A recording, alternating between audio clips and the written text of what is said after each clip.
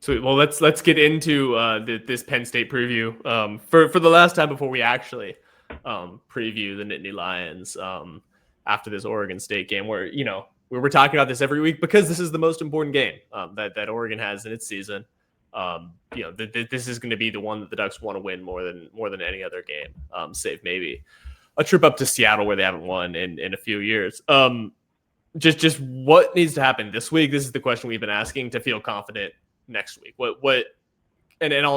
talked a little bit about the line and we can go there. Is there anything that's not the defensive line and the offensive line that needs to really happen this week to just quiet all the doubts?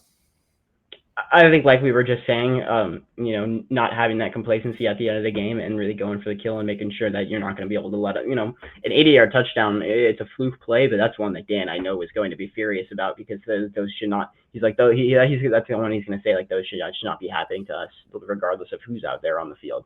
So I think that's something that Oregon should definitely, put that foot on the neck, go to try to break the scoreboard in Austin again against this Oregon State team. Not because you necessarily feel like it's a personal attack from Oregon State, but just to feel like, hey, we are at that level, that we're going to go out there and we're going to give Penn State one hell of a game out in Happy Valley. Because, when you're finishing like that and looking a little timid at the end of the game almost, it just doesn't bring the type of energy and the vibe that you're going to need to go beat a team like Penn State. I think that's the first thing. Obviously, I can talk more about the lines and what they need to do, but I think that's the first thing that Oregon should be looking for is this should be a domination against Oregon State. It should not be a team that's playing them close whatsoever. Yeah. I want to see him continue to spread the ball around. I talked about how happy I was with that against Northwestern. I think that, again, this is another opportunity to be able to kind of flex what you can do. We know they're not going to open up the playbook too much in this one just because they don't need to in order to beat the Beavers. But I want to see a little bit more Jamari Johnson. We got more Jamari Johnson in the Northwestern game, but I'm excited. I think that's a fun option. I want to see more 21 personnel with DR Hill and Jordan Davison. Not to load these guys up too much, but I want to see what these guys can do further down the depth chart. I liked the goal line fade to Kyler Casper. I think that's a cool option, and he's the guy that you want to go do that. Don't show everything you got in the bag, but just a little bit of sprinkle in all the buckets. And the more touches you can get a guy like Jamari Johnson right now, they get him that little leak pass coming out from his tight end position, and he's able to make a little wiggle after the catch, get some pretty good yak. I like that play, but it's also about not just that, but Jamari Johnson's a guy who's been, giving effort out there as a blocker this season. You reward that. His help. Exactly. Reward those guys and reward Jamari Johnson in those situations where he is that tight end one and Kenyon Sadiq's not out there because, you're up by however many points. And then when you are in a 12 personnel, gotta have it situation against a team like Penn State, Jamari Johnson is going to give you all of his effort out there as a blocker, which, I'm not worried about him doing that in the first place, but you just got to keep continuing to reward those guys. And I've liked the way that Dan has done that. And Coach Stein has done that. I noticed last week when I was rewatching some of the offensive stuff,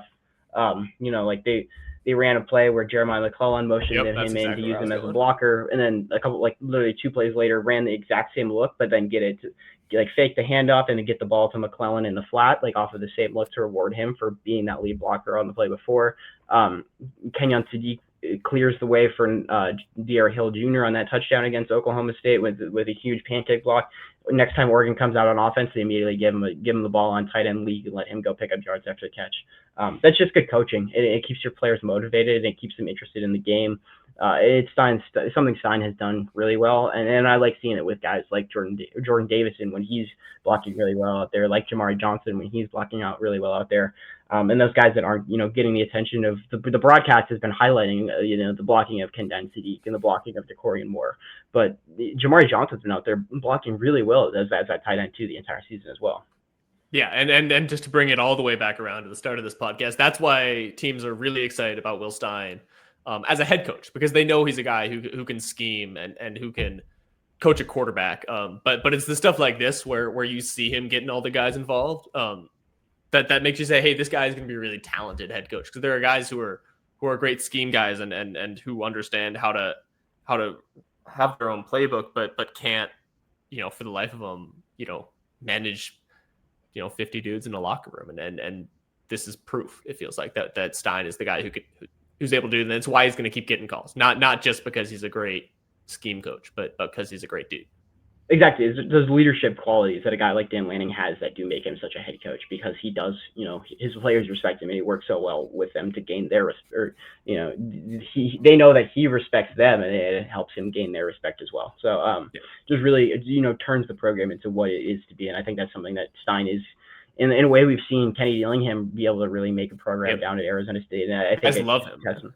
Exactly. It's a testament to, Lanning knows what he's doing, bringing in these guys, and he knows his guys are going to like a guy like Kenny Dillingham and be able to connect with him. We've seen that with Kenny Dillingham after, and then we've seen with Stein replacing Dillingham, guys like Gabriel, quarterback, but even just throughout the roster, feeling like they have a connection with Stein and that he trusts them out there to do their jobs, and that he's going to reward them, getting them the ball with getting in these touches and stuff. So, absolutely. Any other areas that you're looking for the Ducks to really hit on this week to feel comfortable as they head to Penn State? Less so about what do they need to do, but just how do they feel confident when you are playing opponents that just aren't at your level? How do you kind of gain that confidence for when you do head to a top 5 team in the country on the road?